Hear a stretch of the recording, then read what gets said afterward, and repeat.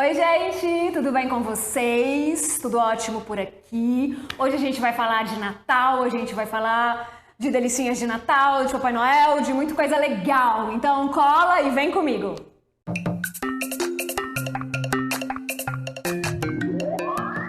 Oizinho de novo, eu sou a professora Juliana Normando, publicitária, e eu tô aqui nesse canal, eu e a Cinderela Fofolete, pra gente conversar um pouquinho sobre os conceitos de publicidade e propaganda, os temas referentes à nossa área. E aí, nesse Natal agora, apareceu uma conversa que eu achei que já era pauta superada, mais uma vez eu achando que não precisa conversar sobre certas coisas, e aí minha irmã falou, não, precisa e tal, não sabia.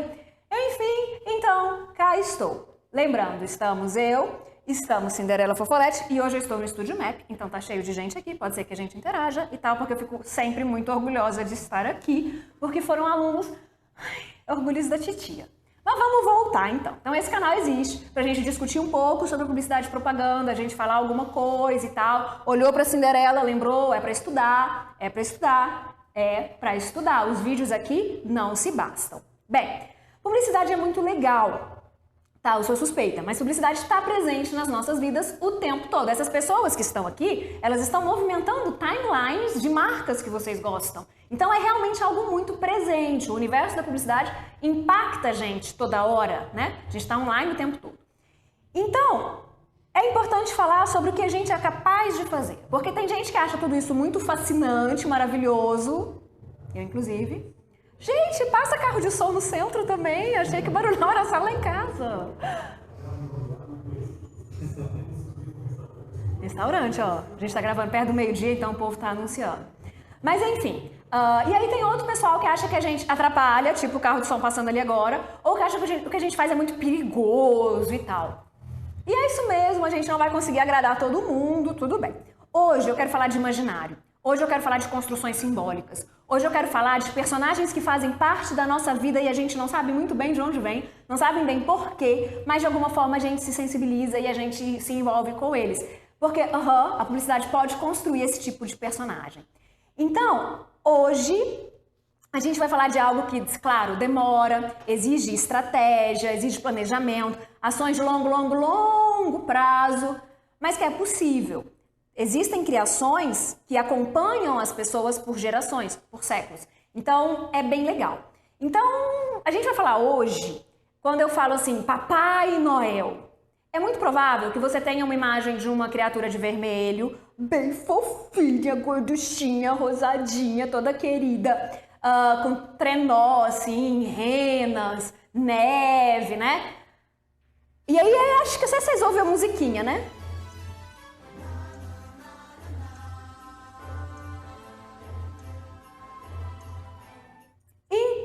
Então, Natal. Ai, ô Natal, espírito natalino, como é bom o Natal, felicidade do Natal. Então, esse espírito natalino foi criado por uma marca. Essa ideia que a gente tem hoje de Natal foi criada, é uma criação publicitária da Coca-Cola. Sim. Real, de verdade.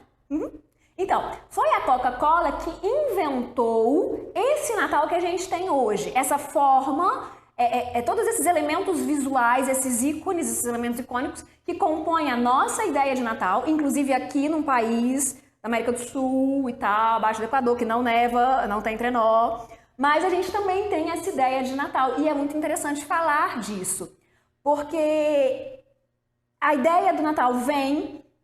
esse formato da marca Coca-Cola e logo isso foi usado por outras marcas para ter essa noção de Natal atrelado a consumo, atrelado a presentes e outros valores que são muito típicos, inclusive, de uma sociedade de consumo. Antes de continuar, então, vamos explicar algumas coisinhas porque eu acho bastante relevante. Vamos falar sobre linguagem publicitária e como a gente constrói as coisas, porque sim, a publicidade constrói esses elementos.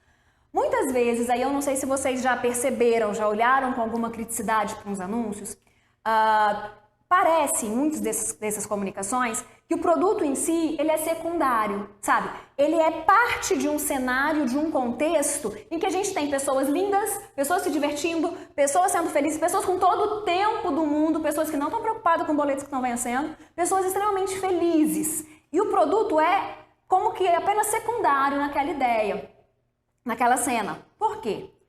Porque a gente está vendendo não só o produto, mas também. Além disso, a gente está vendendo estilo de vida. Além disso, a gente está vendendo o que é desejável. Além disso, a gente está ensinando as pessoas a se comportar, atribuindo valor a certos padrões, né? Isso é muito sério, tá? Então, parece que o produto é só um detalhe, porque na verdade o que a gente está vendendo ali são desejos, são projeções. E isso é tudo no campo do simbólico que a gente vai trabalhar no campo do imaginário, certo? Então, guarda isso pra vida e vamos voltar para a história do Papai Noel, do Natal e da Coca-Cola.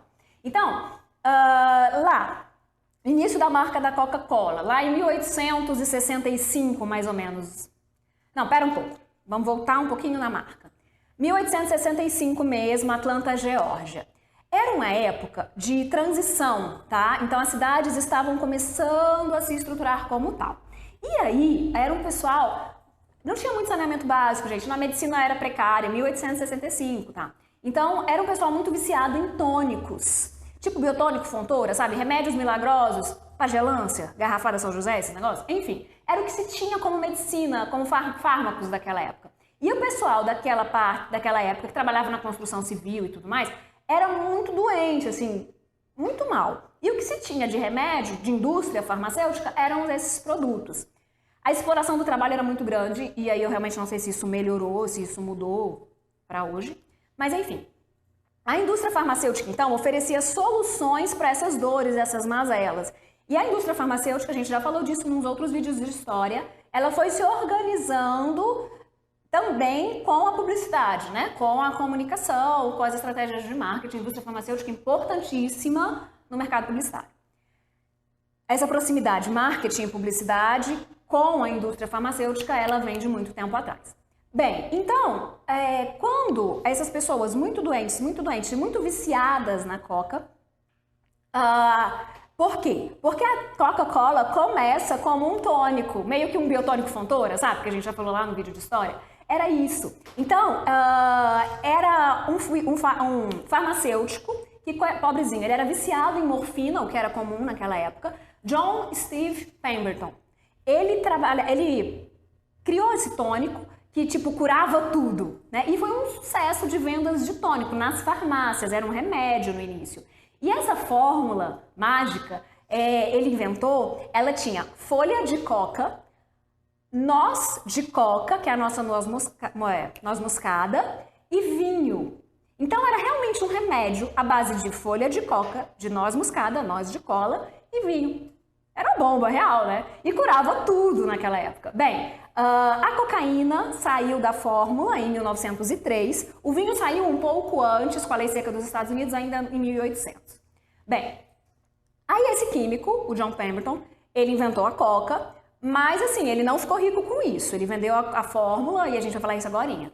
Ele morava numa cidadezinha bem pequena perto de Atlanta, uma casinha muito simples, que hoje é um museu, mas assim, é um museu meio escondidinho, nada muito cheio de pompas, não. É uma casinha bem pequena, meio secreto, meio abandonado, bem do interior. Se eu conseguir, eu vou colocar a fotinha aqui. Não sei se eu vou dar conta, mas enfim, tentarei. E aí, quando foi em 1888, como eu falei, ele não ficou rico, em 1888, ele vendeu a fórmula secreta. E é muito legal esse negócio de fórmula secreta da Coca-Cola. Até que hoje, não é muito falado isso, mas quando você vai no museu, por exemplo, da Coca lá em Atlanta, no final da visita você ganha uma garrafinha daquelas KS de vidro assim, né? E aí você ganha no final da visita. E tem uma fechadurinha assim. É muito legal, porque ela não é vendida. Você não consegue comprar essa garrafinha. Você consegue quebrá-la, como eu já fiz isso com a minha. Mas enfim, eu fui lá, eu não sou muito boa faxineira, sabe? Aí a vassoura quebrou tudo e tal. Fiquei bem triste, mas também não muito triste, porque afinal de contas a gente vai lá de novo, é uma desculpa para ir lá de novo e tudo mais.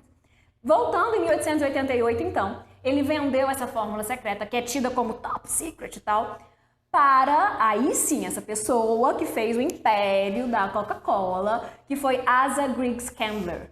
E aí ele realmente sacou de qual que é a questão do poder simbólico e de tudo mais, e investiu e fez o que a gente tem hoje como Coca-Cola. Então, também, hoje a gente vai falar de Papai Noel, não é de Coca, de repente eu faço um outro vídeo de Coca, mas a gente vai voltar ao Papai Noel agora. Então, a referência original para Papai Noel é São Nicolau Taumaturgo. Ele foi um santo que viveu na Turquia no século IV. Bem, esse santo, ele fazia muita caridade, ele ajudava muitos mais necessitados no período de fim de ano, no período do Advento, no período do Natal, porque era um período muito frio, tá? E aí os fiéis, eles foram começando a copiar este bom comportamento de caridade, de ajuda ao próximo, de solidariedade, que são os princípios, digamos assim, cristãos do Natal. Só que São Nicolau era mostrado, ele era desenhado e tal, como uma figura esguia, alta, magra, muito severo, bravo mesmo, sabe aqueles velho bravo que a gente tem medo? Essa pessoa, ele teve uma esposa que o deixou assim, diz a história. Então, e ele era representado em verde e amarelo. Não era brasileiro, mas enfim. Ele não era associado à cor vermelha. A cor vermelha vem depois. Então, em 1862, um desenhista chamado Thomas Nast, ele fez o primeiro desenho de uma imagem de um Papai Noel. Ele parecia meio um elfo, assim, meio gordinho e tal, que estava cheio de brinquedos. E aí essa imagem desse Papai Noel foi usada em várias campanhas de Natal nos Estados Unidos, meio que uma campanha nacional, assim, não era associada só a uma marca. Quando foi em 1920, um pouquinho depois, então, 862, essa ideia, esse desenho do Thomas Nast. Depois, em 1920, colocou-se uma roupa realmente vermelha nesse senhor fofinho e a Coca-Cola usou pela primeira vez essa imagem. Em 1930, aí, gente, o Papai Noel bebeu Coca-Cola.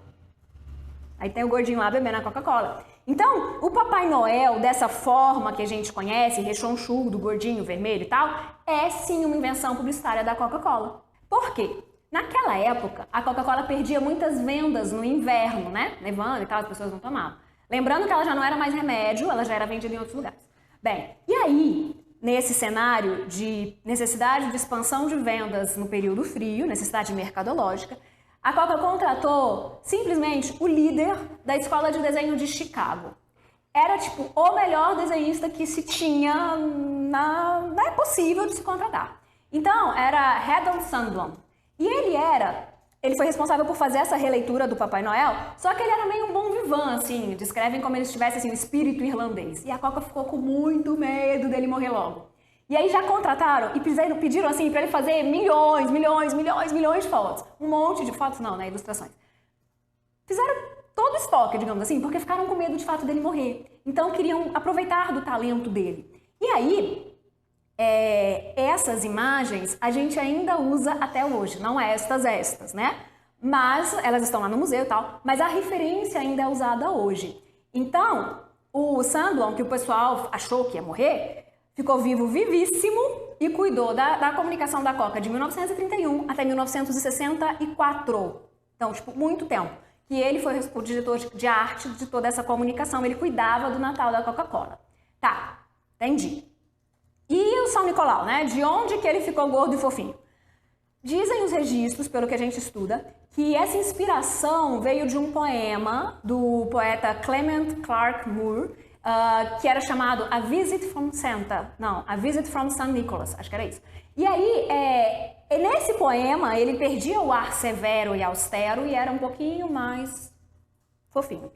E daí, então, a Coca se apropriou dessa ideia, se inspirou nesse poema para criar esse nosso Papai Noel bom velhinho. Então, se a Coca, assim, ela não criou o Natal e... Sim, eu sou católica, eu entendo o tempo litúrgico e tal, então, para mim, realmente faz sentido. Agora, a materialização da ideia que a gente tem de Natal, com todos os elementos, isso sim, isso foi uma estratégia publicitária da Coca-Cola. Tá, e como é que tudo isso, toda essa invenção simbólica, essa construção imaginária, chegou até aqui, né, Brasil, 2019? Investimento, estratégia de comunicação. Porque é marketing mesmo, sabe? Nós não temos esse frio todo, a gente não tem essas referências de trenó, de rena e tal, mas a gente, sabe, põe floquinhos de neve, sendo que muitas pessoas nunca nem viram neve. Por quê? Porque o que a gente aprendeu é que Natal é desse jeito. E quem ensinou? A Coca-Cola. Então, sejamos todos felizes, mas entendamos que isso vem sim da Coca-Cola.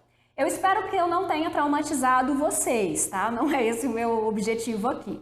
Eu vou deixar um link para quem gosta desse assunto, porque tem um vídeo do próprio museu mesmo, dos diretores de marketing da Coca explicando isso. E eu acho legal vocês assistirem também. Aí, só para fechar, se vocês tiverem alguma curiosidade, quiserem que eu comente alguma coisa, explique algum conceito, deixa aqui nas barras de comentário. Esse canal é feito para ajudar vocês, tá? E vamos que vamos. Vamos também, por favorzinho, se inscreve, clica, faz as coisinhas que vocês já sabem de YouTube. E eu espero vocês no próximo vídeo.